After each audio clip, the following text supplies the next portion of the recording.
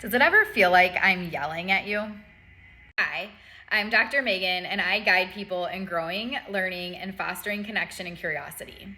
I attended this phenomenal presentation over the summer by a behavior analyst whose name is Awab, and he gave a disclaimer at the beginning of his presentation where he talked about how it might seem like he's yelling, but that's not what's happening.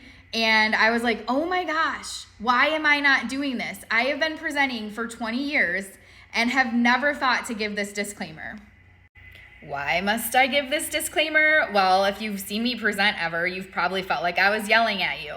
I don't know what it is about my learning history or who I am as Dr. Megan that creates this situation where when I'm really flowing with an idea and I'm really spending a lot of energy to share my clinical expertise, golden nuggets, soapboxes, etc., so people don't have to reinvent the wheel, I tend to get louder, faster, basically in a space where it sounds like I'm yelling.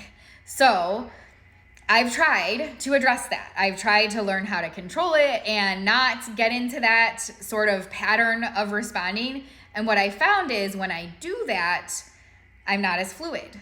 I don't say as much. I don't say as helpful of things. The golden nuggets disappear. And I had to make a decision a while ago. Am I going to continue to work on masking and controlling this way of talking when I present? Or am I going to continue to share the golden nuggets and my clinical expertise in a way that is the most beneficial in terms of the content?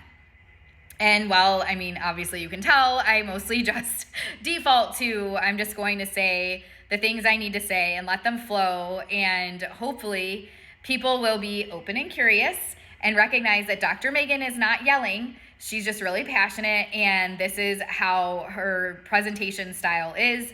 It's not yelling.